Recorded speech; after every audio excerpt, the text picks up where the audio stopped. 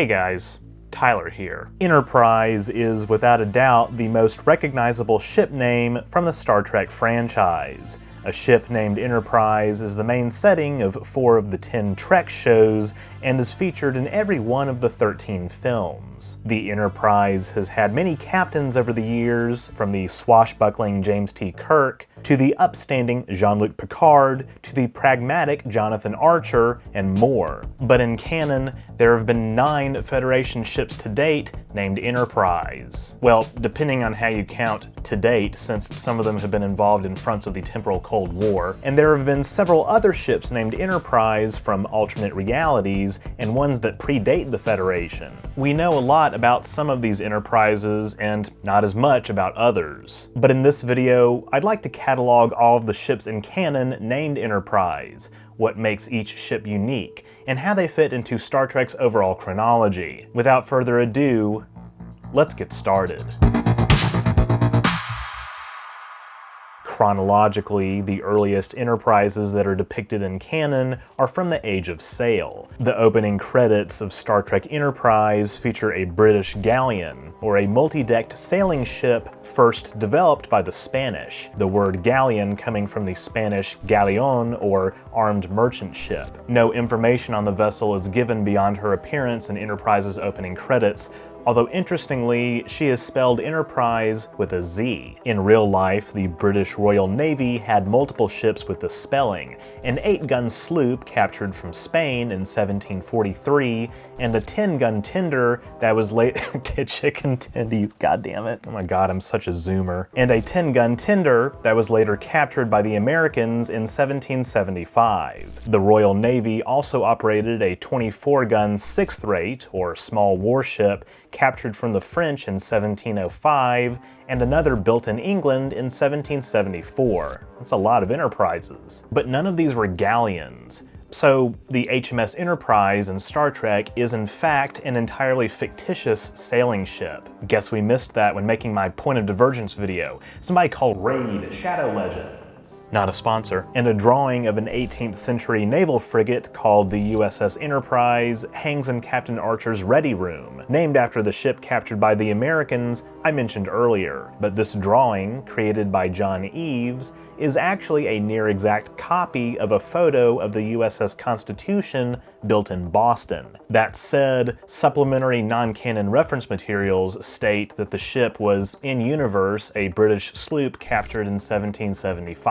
Either way, there's clearly some alternate history going on. Worf's promotion ceremony in Star Trek Generations features a holographic simulation of a 19th century brig called Enterprise, portrayed by the real sailing vessel Lady Washington. At 178 tons, it's much too small to have been any of the HMS Enterprise sailing ships, though a US Navy Enterprise commissioned in 1799 does come close and had a rather notable service record. That said, there isn't actually any evidence to indicate that the writers intended for the vessel to represent a ship in the established real-life lineage, but I still thought she was worth a mention. Fast forwarding to the 20th century, we have the real World War II era Yorktown-class USS Enterprise CV-6 aircraft carrier. An illustration of this ship is included in a gallery of ships named Enterprise, featured on the recreation deck of the refit NCC 1701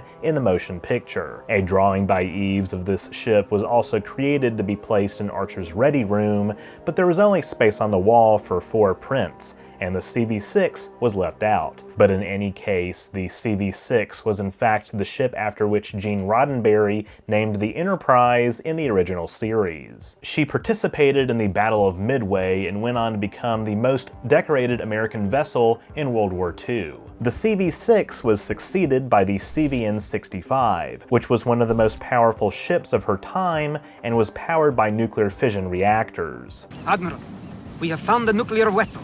Interestingly, in real life, the CVN-65 had the nickname the Starship after her fictional namesake. She was in commission from 1961 to 2012. A drawing of her was featured in Archer's ready room and a sculpture in the observation lounge of the Enterprise D. While the next ship I'm about to mention hasn't been featured in any canon productions since it, well, hasn't been finished yet. The CVN-65 is set to be succeeded by the Enterprise CVN-80, being constructed in Newport News, Virginia, like her predecessors, and is expected to be in operation by 2028. And finally, there's the Enterprise OV-101 space shuttle operated by NASA from 1977 to 2011. While this shuttle never completed any orbital missions, simply being a prototype for the shuttle program, it nevertheless has had a pretty significant cultural impact. Not only was it honored at a gala for the Europa mission astronauts in 2024,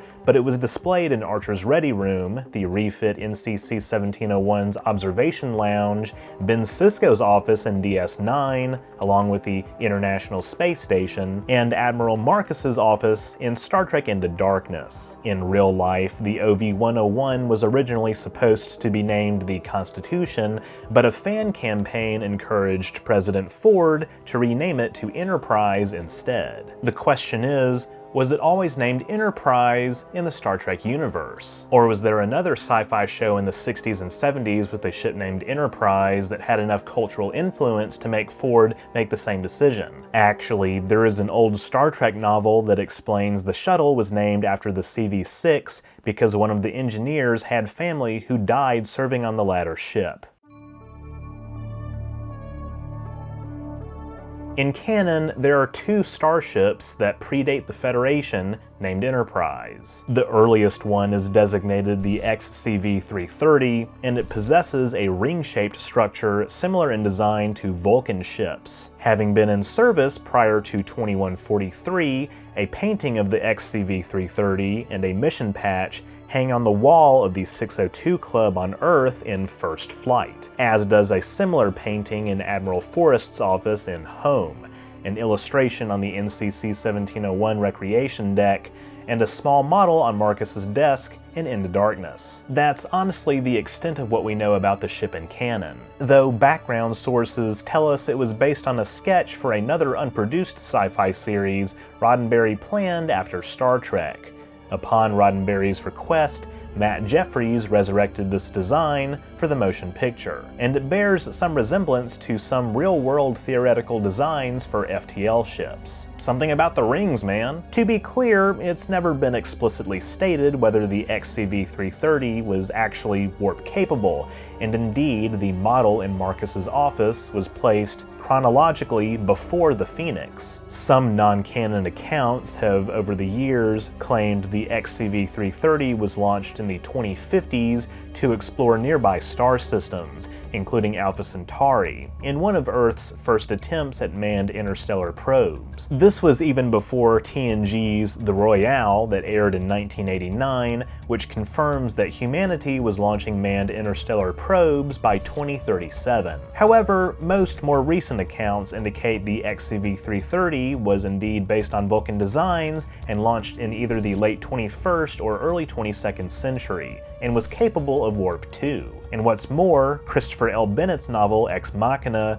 claims the XCV-330 was merely an unused prototype whose illustration was placed in the Enterprise's observation lounge by mistake. Of course, the most well-known pre-Federation warp vessel named Enterprise is the NX-01, Earth's first Warp 5 ship and the culmination of the NX project. The NX-01's missions are well cataloged in 4 seasons of the show Enterprise. You guys get it. After receiving a refit sometime after 2155, the ship was decommissioned in 2161, later being housed at the Fleet Museum, and a model of the NX-01 was also on Marcus's desk in Into Darkness. In what would have been a very fascinating storyline in my opinion, the creators of Enterprise originally intended for the first season of the show to take place on Earth, and chronicle the ship's construction, which would have been controversial among humans at the time. But of course, Paramount wanted a more conventional Star Trek show, which is why we got the pilot Broken Bow,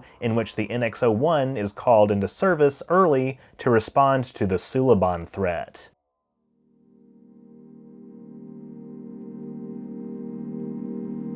According to Star Trek lore, Starfleet did not commission another Enterprise until 2245, with the launch of the Constitution class NCC 1701. This Enterprise served under 5 captains: Robert April, Christopher Pike, James T. Kirk, Will Decker, and Spock. Her most legendary missions come with her 5-year mission under Kirk from 2265 to 2270, and after an extensive refit she had encounters with V'ger and Khan Noonien Singh, before being destroyed over the Genesis planet. She was succeeded by the NCC 1701A in 2286 under an honorably demoted Kirk, serving during the Khitomer Conference of 2293 prior to her decommissioning. This same year saw the refit Excelsior-class Enterprise B launched under the command of John Harriman, and it is noted for rescuing 47 El-Arians from the Nexus. The USS Enterprise C, an Ambassador-class starship,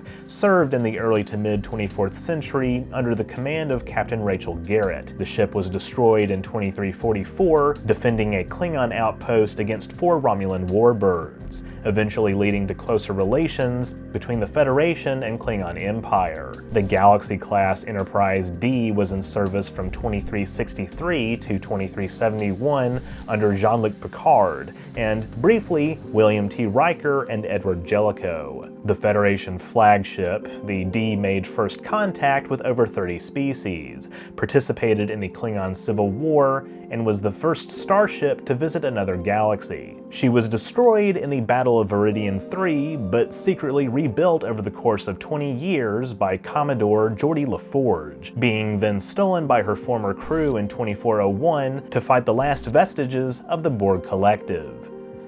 For now. The latter 3 Star Trek The Next Generation movies feature the Sovereign-class Enterprise E, which has a narrower saucer section and an overall sleeker design. Launched under Picard's command in 2372, the ship participated in the Battle of Sector 001, the crew's insurrection against the forced relocation of the Baku, and was badly damaged by the Riemann warbird Scimitar in the battle in the Bassin Rift. Star Trek Prodigy shows us that the E is one of several starships badly damaged in a devastating battle at Gamma Serpentis, and as we learn in Picard Season 3, she is out of service under unknown circumstances that Worf insists are not his fault. Picard Season 3 also canonizes the Odyssey-class Enterprise F from Star Trek Online, except its dates of service are shifted from 2409 and beyond to the 15 years between 2386 and 2401, being decommissioned under the command of Fleet Admiral Elizabeth Shelby. Finally, we have the NCC 1701G,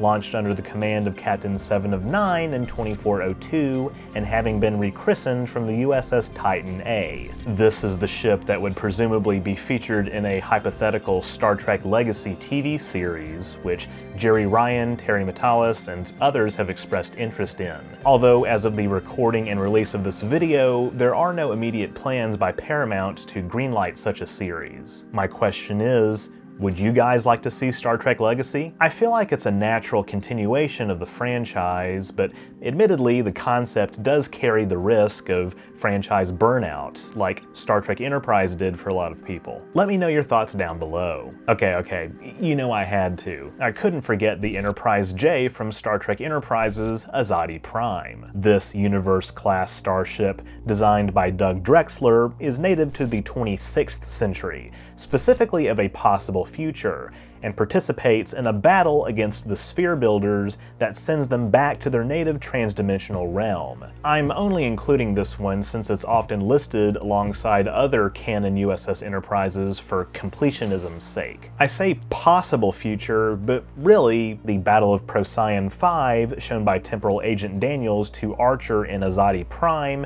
is largely considered to be an alternate future, one where the Delphic Expanse continued to exist past 2154. The mere actions of the NX-01 crew in Season 3 of Enterprise have, in my view, basically rendered this future obsolete, or at least diverged the Prime universe from the trajectory that led to these events. Besides, the Enterprise J looks kind of ugly if I'm being honest. It's canon, but in the same way that Spock's Brain, Threshold, and Subspace Rhapsody are technically canon. Okay, that's maybe a bit harsh. Doug Drexler is a very talented designer. It's just, I don't know, this future minimalist style that Discovery is taken and run with just feels kind of off to me for some reason. What in the minimalist hell? Okay, I set out to cover all of these starships named Enterprise and Canon, but hopefully you'll forgive me for focusing mainly on the Prime universe. If it's any consolation, here are the other Enterprises from alternate timelines and realities featured on screen. The United Earth Fleet Enterprise under the command of James T. Kirk in the alternate timeline of Strange New Worlds, Tomorrow, Tomorrow, and Tomorrow. The 285,000 other Galaxy-class Enterprise Ds from parallel quantum realities that show up in TNG's Parallels. The Confederation starship CSS WorldRiver under General Jean-Luc Picard in the Confederation of Earth timeline, seen in Picard Season 2, likely an artificial creation by Q if you ask me. The ISS Enterprise NX-01 and NCC-1701 of the Mirror Universe in Mirror Mirror and In a Mirror Darkly, and the NCC-1701 and NCC-1701A of the alternate reality in the Star Trek reboot film trilogy.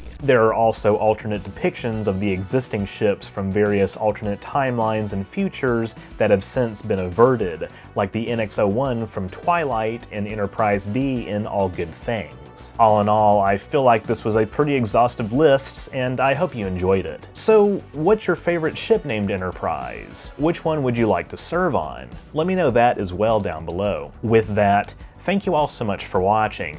If you enjoyed this video, be sure to leave a thumbs up down below and don't forget to share it. That stuff really helps me out.